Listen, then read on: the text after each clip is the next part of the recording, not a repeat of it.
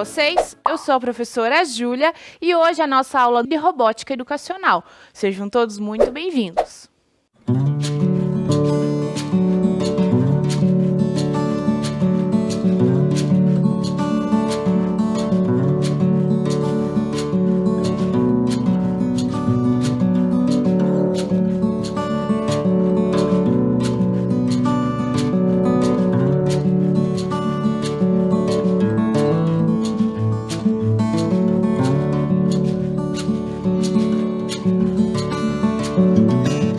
Nova temática. Que temática será que é essa? Eu já tenho uma dica aqui. Nós temos alguns objetos, alguns materiais, que são aviões, isso mesmo. Nós vamos falar da aviação. Mas o que será que a aviação e a robótica têm a ver?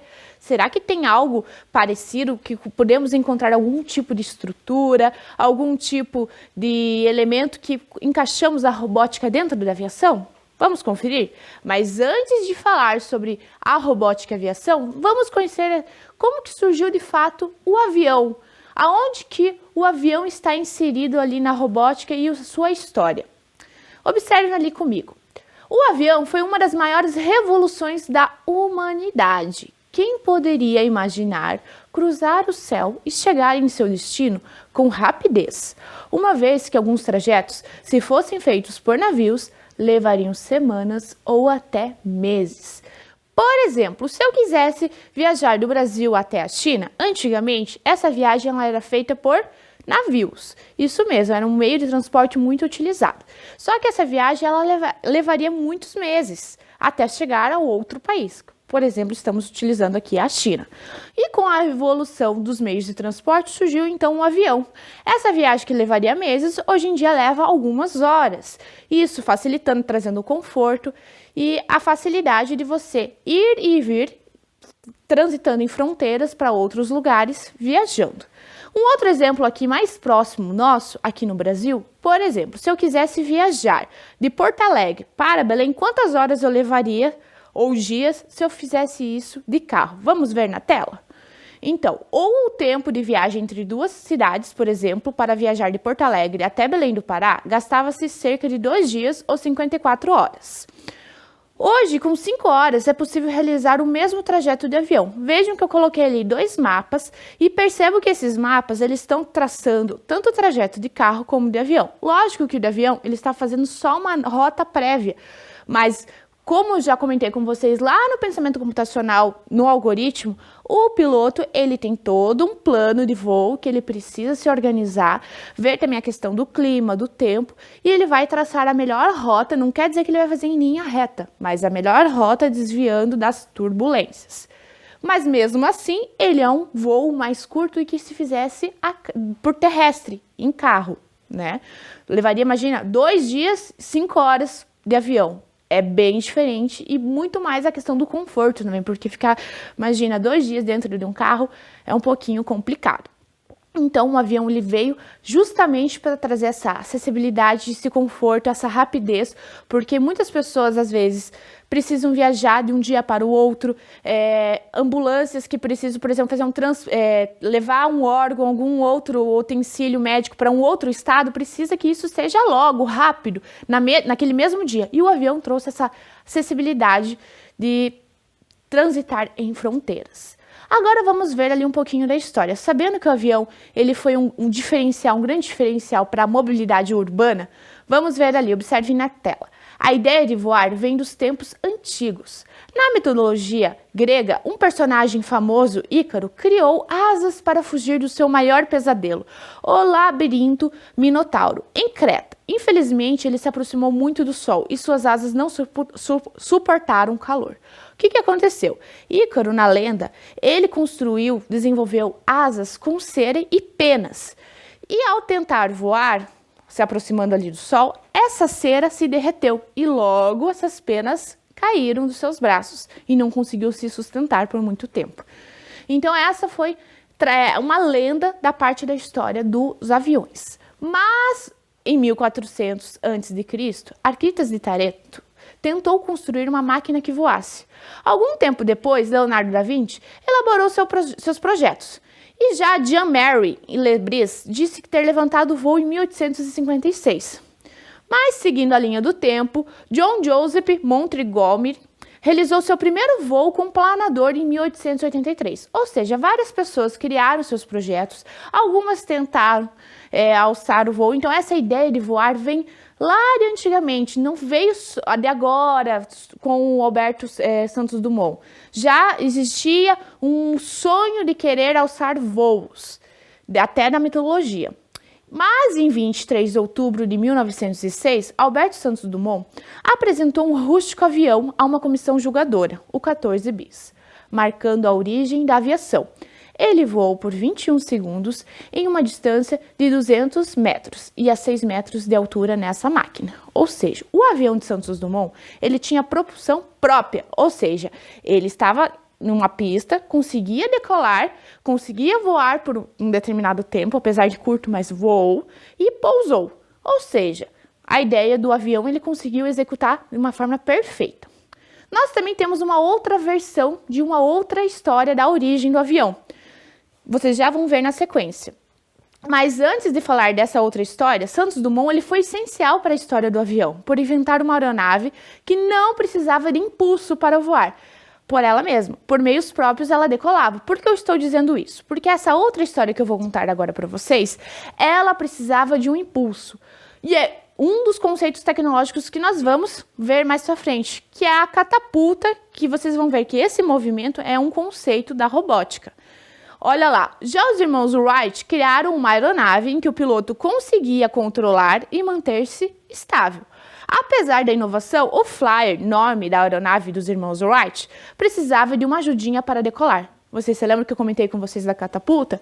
Ou seja, muitos acreditam que não se chegava a ser considerado como um avião na questão da estabilidade, porque precisava de um impulso. E já do Santos Dumont não precisava, tinha propulsão própria. Agora nós vamos ver que a aviação ela foi evoluindo de acordo com o tempo. Então, nós vamos ver algumas curiosidades da aviação e a evolução no uso das tecnologias. Porque, como tudo evolui, a aviação também, os aviões evoluíram. Perceba ali e observe as imagens. Nós temos vários flight decks. O que é o flight deck? É aquela área onde o piloto e o copiloto ficam.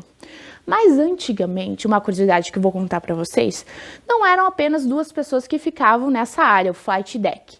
Eram 3 pessoas e até mais, dependendo do tipo do avião. Como assim, professora Júlia? Isso mesmo. Existia uma profissão que se chamava engenheiro de voo. E essa pessoa, ela era responsável por toda a configuração dos painéis do avião. Percebam que ali na primeira imagem e na segunda, nós temos vários botões. E esses botões precisavam ser controlados durante a viagem, durante o percurso. Só que o piloto e o copiloto, eles já tinham as funções que eram controlar ali o manche, e que é como se fosse o volante do carro que nós temos nos carros. No caso do avião não é o volante, seria o manche. E outras questões meteorológicas, o plano de voo. E então, quem ficava responsável por todo esse painel, todos esses botões, era quem? O engenheiro de voo. Com a evolução, com o passar do tempo, esses botões eles foram diminuindo. Porque imagina só, se acontecer uma turbulência, aconteceu algum outro problema dentro do avião, teria que saber decor ali, tinha que pegar um manual que era gigantesco para ver, tá, esse botão aqui, o que será mesmo que se eu apertar esse botão, eles não poderiam sair apertando qualquer botão, né? Porque senão poderia dar um tipo de problema. O motor do lado direito deu um pane, então eu preciso qual botão apertar? E para isso que servia o engenheiro de voo. Como eu comentei com vocês, os aviões foram evoluindo e até chegar aqui nos dias atuais, nós temos ali a imagem de 2015, que esses botões foram trocados por painéis, isso mesmo. Então, aquele plano de voo que o piloto precisava imprimir para acessar na sua cabine ali, no flight deck, foi trocado por um painel touch, que ele consegue visualizar não só o plano de voo, mas a previsão ali do tempo, as questões meteorológicas, o contato com a torre, tudo isso dentro de telas que ele consegue acessar, e os botões foram reduzidos. Logo, o engenheiro de voo não era uma profissão mais necessária ali no flight deck. Só ficou ali então o piloto e o copiloto.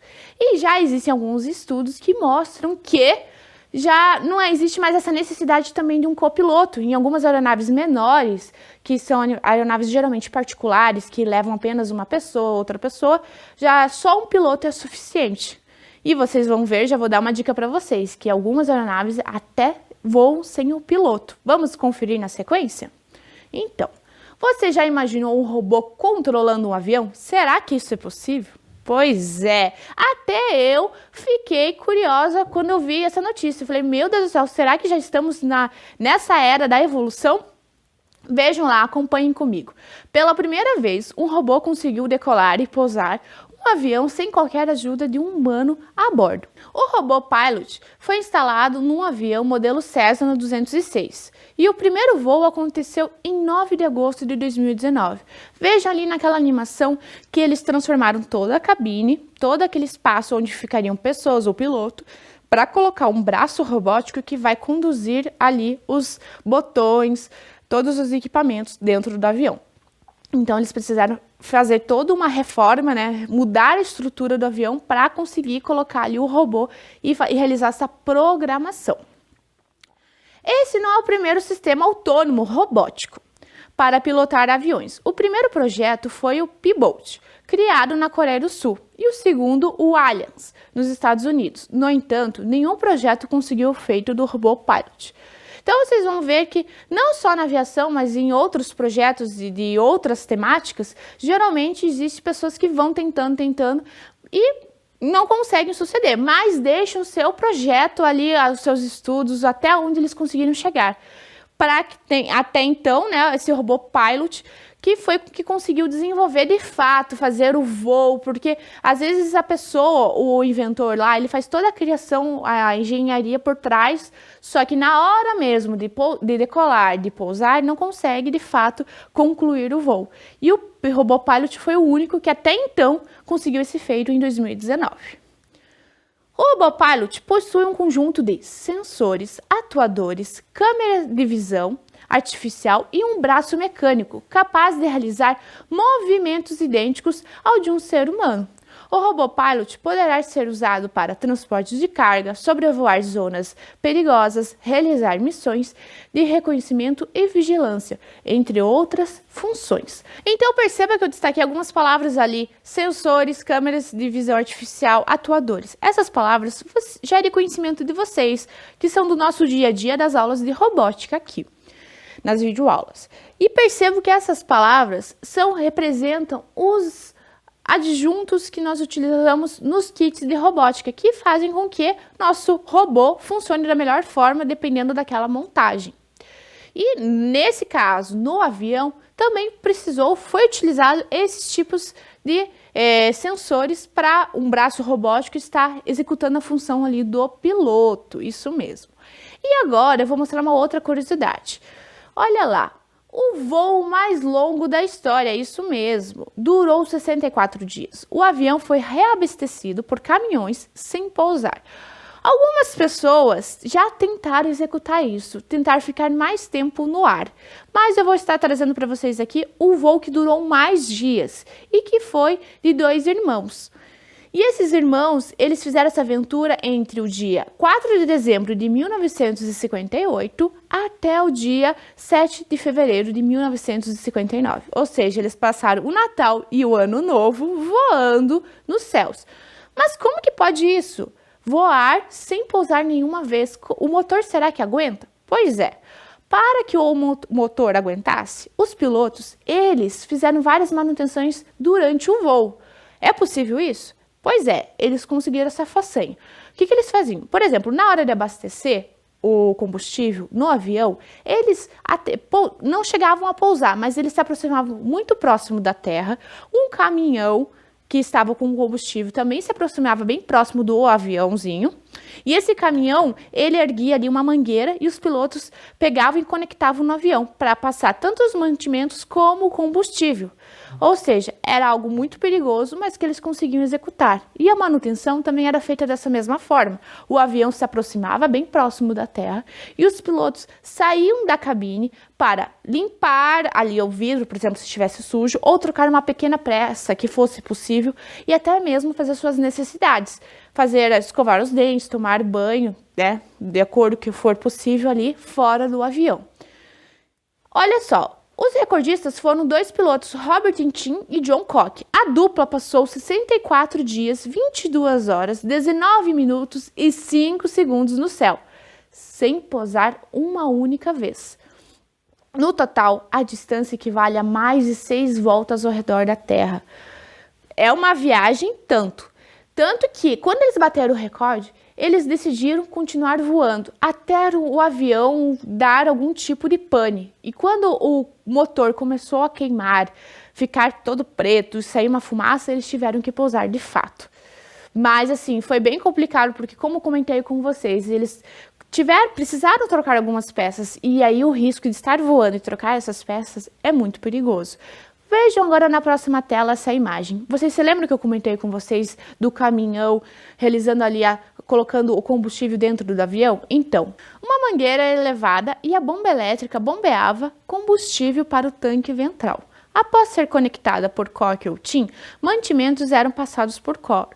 Isso tinha que ser feito em uma estrada com terreno razoavelmente plano, fechada momentaneamente para o tráfego. Perceba então ali na imagem que além desse caminhão, uma outra curiosidade, existia mais um caminhão à frente para que o piloto conseguisse visualizar e conseguisse manter a direção, porque percebam que aquele caminhão estava atrás do avião, ou seja, o piloto não tinha nenhuma visão para onde que ele deveria ir. Então, imagina, era feito quase que como se fosse um campo de futebol, algo bem plano. Um caminhão ia na frente, o outro atrás, passando os mantimentos, o combustível. E o piloto conseguia ver ali se o caminhão estava indo mais reto, se precisava contornar, por exemplo, tinha um riacho, um rio, não sei, algo que atrapalhasse, um obstáculo. Ele conseguia fazer, aliás, manobras aéreas de acordo com o que o caminhão estava executando na terra. E após todo ser feito, então eles conseguiram bater esse recorde. Mas é algo muito perigoso se for feito, que foi feito naquela época, que os aviões eles não eram nem tão tecnológicos, não existia uma evolução tão grande na aviação, né? Então, muita coragem desses 2 homens, do Jim e do Cock. Agora vamos ver uma outra questão relacionada à robótica. Mas qual vai ser a relação? Nós falamos de várias questões, nós falamos de diversos assuntos aqui da história da aviação, mas agora nós vamos ver uma temática muito interessante. Quem já foi no aeroporto ou já viu imagens na TV, pode perceber que existem vários veículos que ficam em torno do avião lá no aeroporto, quando o avião está parado ainda, não está nem no ar. E nós vamos conhecer algum desses veículos. Vamos ver. O primeiro veículo são as cargas. Esse veículo que carrega tanto as malas dos passageiros, como também a questão das cargas que vão para outros países, mantimentos, alimentos. Por exemplo, agora na pandemia, que as vacinas estão vindo dentro de aviões cargueiros, isso mesmo, não existem só aviões que levam passageiros, mas existem aviões que são destinados para cargas, e eles se chamam aviões cargueiros, eles são exclusivos para cargas. E até, por exemplo, alguns itens, flores, que precisam levar de um país para o outro. Holanda, que é um país muito conhecido pelas flores, e elas distribuem para o mundo inteiro. E esse avião ele precisa ser refrigerado de uma forma que as flores se mantenham ali da melhor forma possível da sua estrutura. E para que elas não morram, não se perca muito ali o material que é a flor, né? Então precisa de toda uma temperatura. Mas como eu comentei com vocês, então o exemplo das vacinas, elas precisam estar numa temperatura ideal para conservar a carga. E na sequência, como comentei com vocês desses veículos, existem vários tipos de veículos que circulam pelo aeroporto. Alguns deles ficam bem próximos ou até mesmo acoplados às aeronaves, seja para colocar combustível ou cargas. Então, no aeroporto a gente pensa assim, só tem aviões. Não! Quando o avião está para receber ali passageiros ou só as cargas, vários veículos transitam ali no táxi aéreo, onde estão os aviões. Por exemplo, quando vai passageiro, precisa fazer, além da troca, inserir ali o combustível, também precisa fazer a troca, a limpeza dentro do avião. Então, outros veículos vão ser acoplados. Por exemplo, a comida para aquele voo. Então, tem a galley que fica dentro do avião e precisa colocar ali e trocar e abastecer o avião com comida. Então, ou mais um veículo ali acoplado. E o veículo para levar as cargas é diferente, por exemplo, do veículo que vai levar as malas dos passageiros. Porque o veículo que leva a mala dos passageiros é uma esteira. E as cargas que são mais pesadas, que geralmente vêm em pallets ou containers, ele precisa de uma estrutura mais reforçada. Vamos ver ali, ó. Nas aeronaves de grande porte, tanto a carga quanto as bagagens são organizadas em containers ou pallets, cuidadosamente organizados no porão da aeronave, de modo a equilibrar o seu peso. Esses containers ou pallets são transportados do chão até o porão por meio do carrinho loader. Esse carrinho ele vai estar executando, porque, por exemplo, um avião, geralmente ele não fica tão próximo do chão. Ele tem uma altura, ainda mais os aviões internacionais. Então, o carrinho ele vai se elevar até chegar ali à porta de entrada, onde fica o porão, onde vai colocar essas cargas. Observe ali, esses veículos normalmente têm duas plataformas móveis independentes, que podem elevar pallets do tamanho padrão para que todas fiquem no nível do porão. A carga pode, então, ser transportada para a aeronave com a ajuda de um conjunto de rodas embutidos. Percebam ali na imagem. Então, toda essa estrutura ela é levada até o porão do avião. E para ficar mais visível, mais fácil para vocês visualizarem como que funciona esse trâmite de levar as cargas ou levar as bagagens, eu separei aqui um vídeo para vocês estarem vendo como que funciona isso no dia a dia no aeroporto. Vamos conferir esse vídeo?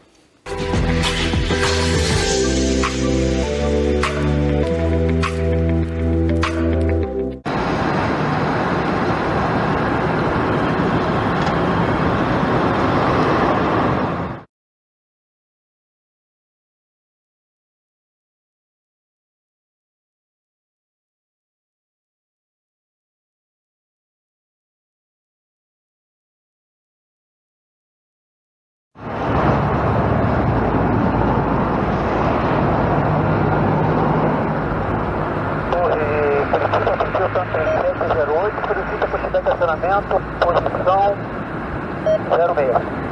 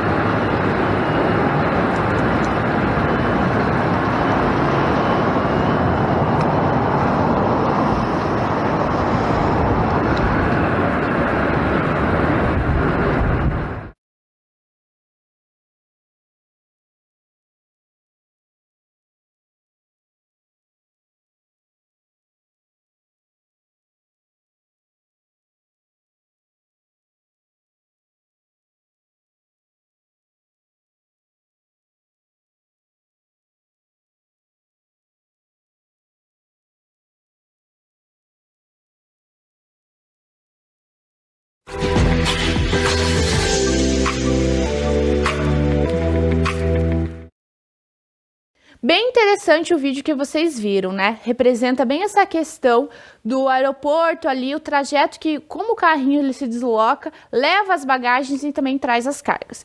E eu fiz aqui a representação para vocês com o kit de robótica EV3 dessa plataforma de elevação.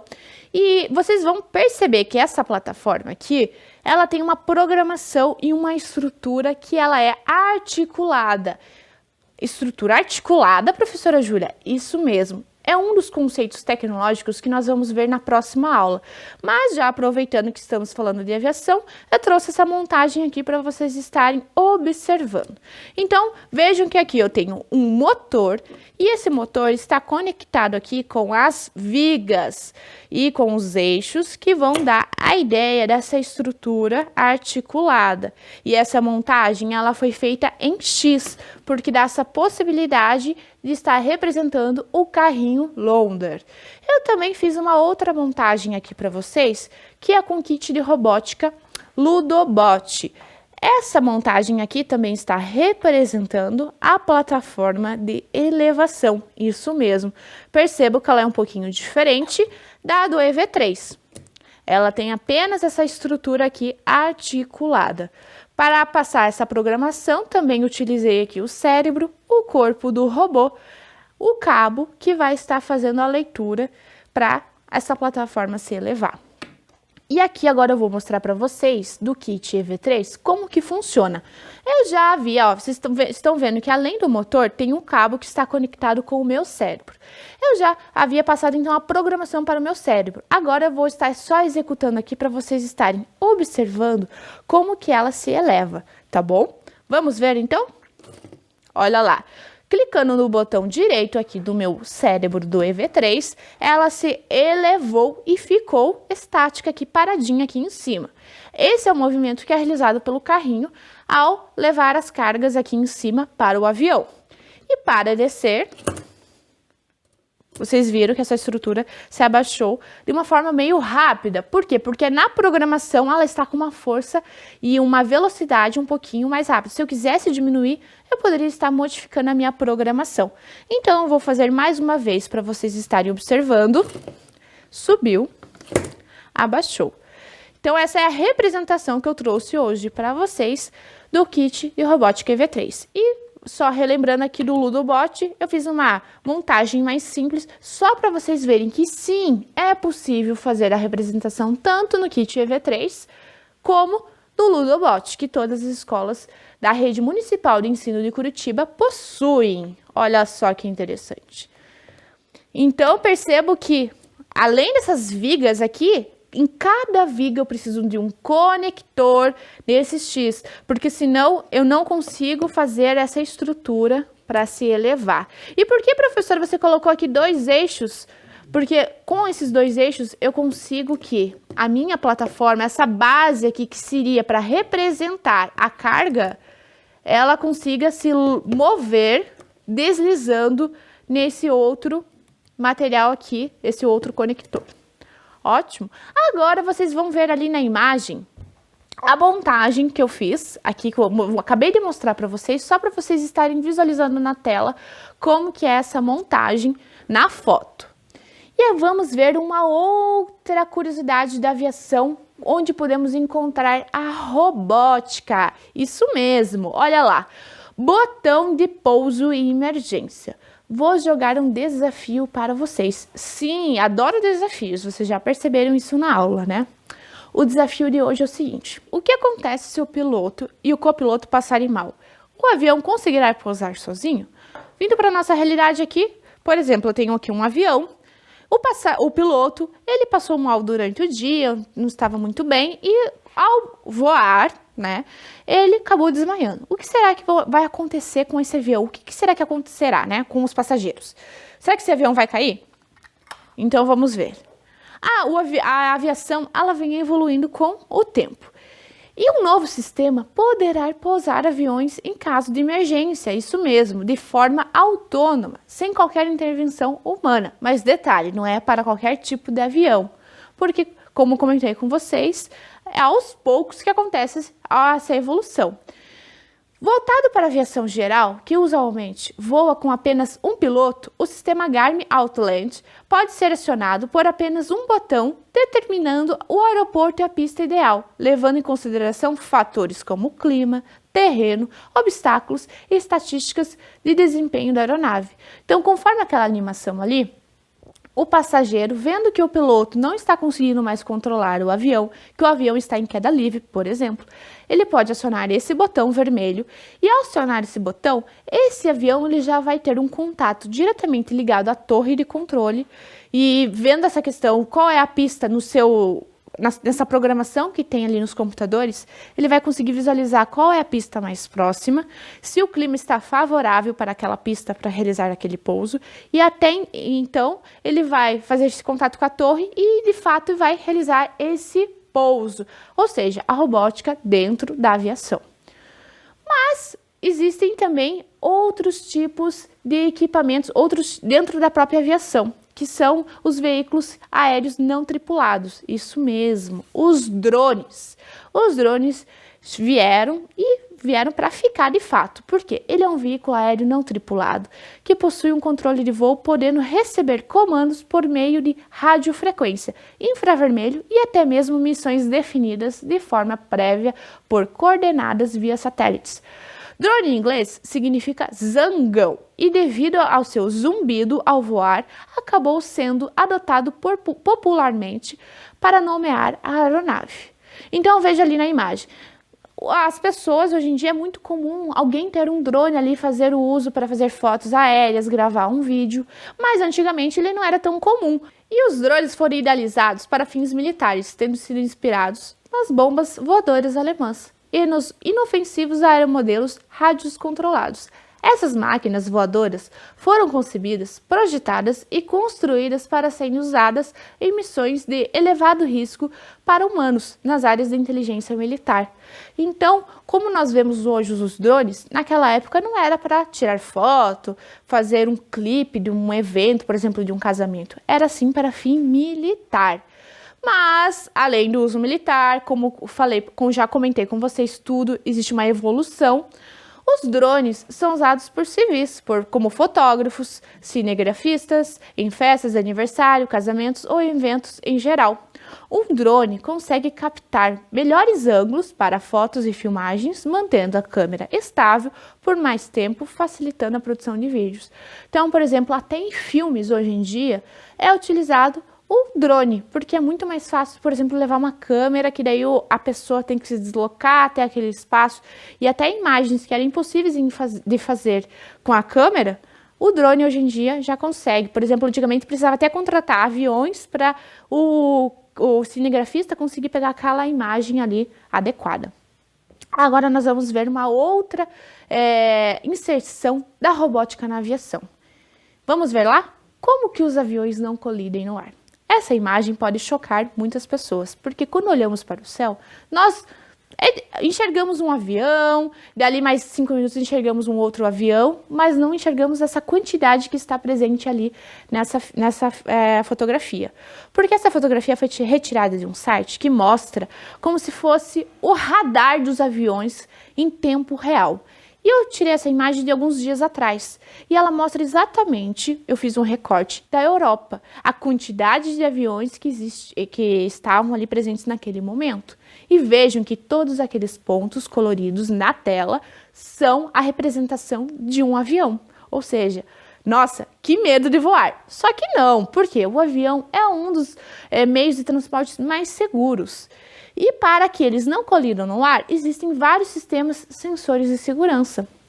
Eu vou mostrar um para vocês. Por exemplo, se ele está numa área muito longe de uma torre de controle, que ele não consegue contato, porque a torre de controle serve basicamente para o controlador de voo falar com o piloto e perguntar onde está a sua localização, se está tudo ok, se está tudo certo.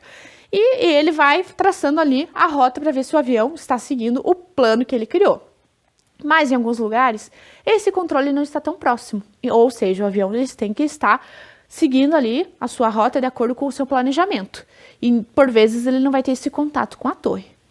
Mas para facilitar todo esse processo e para que o piloto não encontre, por exemplo, no caminho nenhum outro avião e que não exista nenhum tipo de colisão entre um avião e outro, por exemplo, um avião militar que está fazendo uma missão, existe um sensor e nós vamos conhecer que sensor que é esse que nós estamos falando e que podemos ver isso na robótica.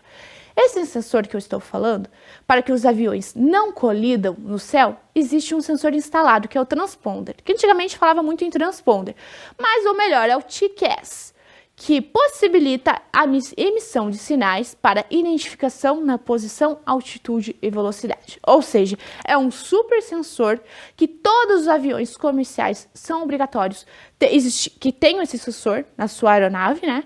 E que possibilita essa questão de você conseguir visualizar e ver, emitir um sinal de radiofrequência. Opa! Está ali, um avião está se aproximando da minha área. Tenho que tomar cuidado, tenho que tomar uma outra rota, desviar, vetorar, que é uma palavra usualmente utilizada pelos pilotos. O TCAS, instalados nos aviões, enviam sinais pelas torres de controle do tráfego aéreo, que combinam essas mensagens com as propriedades de localização dos radares básicos. Todas as aeronaves comerciais são equipadas com TCAS de cabine, que automaticamente transmitem sinais eletrônicos de volta ao solo quando recebem um sinal de rádio. Então, nem sempre o piloto está em contato com a torre, mas esse sinal está emitindo uma radiofrequência. Por vezes, o contato do piloto com a torre de controle acontece quando esse sinal está desligado ou com defeito, ou por algum motivo não está executando da melhor forma. E daí o controlador vai chamar o piloto e falar assim: por gentileza, passe sua localização. Confira se está tudo certo com o sensor, certo? E vejam, é bem ali como está aparecendo na imagem. É um sinal que está sendo emitido via satélite e transmitido para a torre. E isso faz com que a aviação se torne mais segura. Mas agora nós vamos ver isso na prática. Será que podemos representar isso na robótica? Podemos sim. Vamos ver agora na prática, utilizando a robótica. Então, aqui eu trouxe para vocês a representação como se fosse a pista. Mas vamos imaginar que essa pista aqui ela é aérea. Para que o meu robô execute todos os comandos, ele precisa de um segmento de uma linha preta. Mas aqui seria, por exemplo, o céu e que meus aviões estão aqui no ar, essa representação, ok? Então, aqui eu fiz a montagem de um carrinho Ludobot, utilizando o kit de robótica Ludobot, com um sensor de presença que está conectado aqui com uma entrada e o outro cabinho que está conectado no cérebro e o corpinho do robô, que é a parte de baixo, para estar executando o caminho de seguidor de linha, mais o sensor de presença. E o outro robô também está com sensor de presença e a conexão do cérebro para o corpo. Além de uma fantasia que eu fiz a representação aqui, como se fossem os aviões. Então, agora nós vamos fazer um teste, isso mesmo. Eu vou estar ligando o meu carrinho, o meu avião, e o meu outro avião vai estar se deslocando, saindo daqui, para eles se encontrarem. E nós vamos representar o TCAS, que ao se aproximar os dois, eles têm que se afastar e seguir uma outra rota. Vamos fazer o teste para ver se a programação está tudo certo e vai executar da melhor forma possível? Vou ligar o meu carrinho. Ele já está andando, mas já vou ajeitar ele ali na pista. Pronto. Um carrinho ele vai sair daqui e o outro vai sair dessa posição. Percebo que eles estão seguindo a linha. E ao se encontrar, eles vão parar e retornar ao outro percurso. Ótimo! Aqui eu vou mudar ele aqui de posição, só para mostrar que na realidade, na vida real, eles iriam seguir uma outra rota. Ok? Mais uma vez, só para vocês verem como que funciona. Vamos ver ali. Isso mesmo. Assim é a representação do sensor do TCAS que todos os aviões comerciais possuem. E então, agora vamos aqui, ó, tirar essa fantasia aqui dos aviões, que eu fiz uma colagem.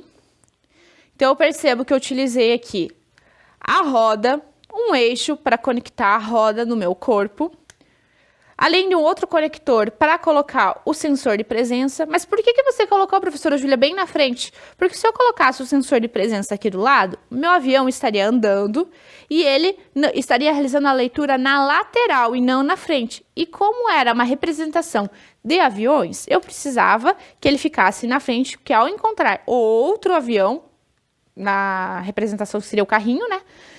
Ele pararia e retornaria para realizar um outro percurso.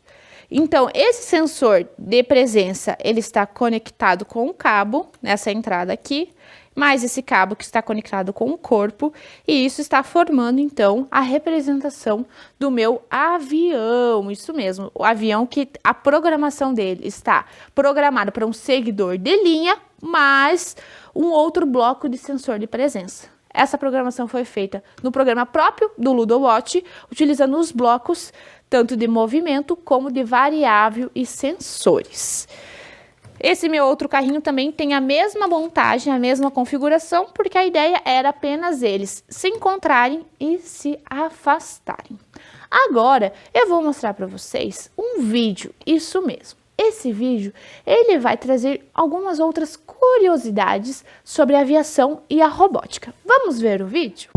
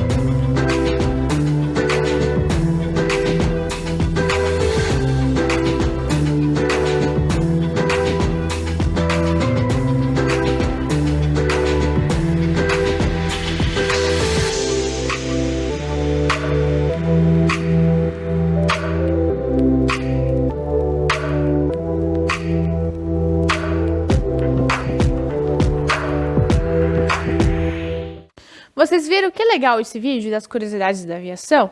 Então eu trouxe aqui para vocês as montagens que eu executei no dia de hoje, a plataforma de elevação com kit de robótica LudoBot, os sensores de presença e o seguidor de linha, representando o TIC-S da aviação, e também uma outra versão da plataforma de elevação com kit de robótica EV3, isso mesmo. Então eu percebo que são várias possibilidades. E vejam que interessante, eu tenho diferentes possibilidades de representar a robótica na aviação. Como comentei com vocês hoje, que da história, desde a história e evolução da aviação até chegar nos dias atuais, com a criação do primeiro avião que tinha propulsão própria de Santos Dumont, até as outras curiosidades que eu trouxe para vocês do avião do voo mais longo, dos sensores que foram utilizados no decorrer da história, a evolução tanto do flight deck e até chegar nos dias atuais. E caso vocês tenham algum registro de atividade, foto ou alguma montagem, nos mandem por e-mail essas fotos e esses vídeos. Ficaremos muito felizes em receber. O nosso e-mail é robotica@curitiba.br.gov.br e eu vou ficando por aqui. Até a próxima aula. Tchau!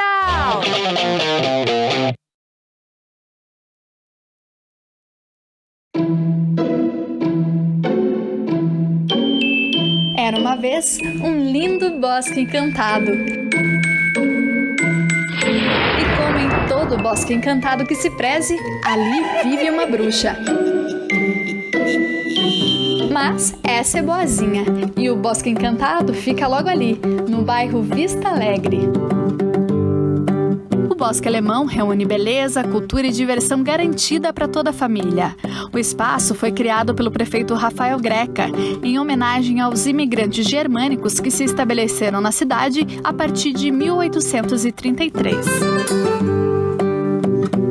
Logo na entrada do parque, destaca-se o Oratório de Bá, réplica de uma igreja presbiteriana do estilo neogótico que existiu no bairro do Seminário.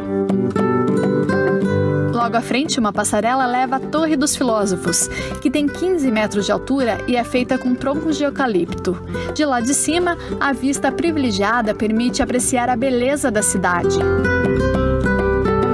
Descendo pela torre, chega-se ao Caminho dos Contos, uma trilha cheia de paz e contato com a natureza. O caminho conduz o visitante até a Casa Encantada, uma biblioteca criada para promover o interesse das crianças pela leitura. Diariamente, dezenas de crianças visitam o espaço e participam da Hora do Conto, quando bruxas e fadas fazem uma leitura teatralizada de contos infantis. Ao fim da trilha, chegamos à réplica da Casa Mila. Construída no início do século, na rua Barão do Cerro Azul, representa um dos principais exemplares da arquitetura da imigração alemã. O Bosque Alemão é uma das paradas da linha de turismo e possui um quiosque gastronômico com comidas e bebidas típicas.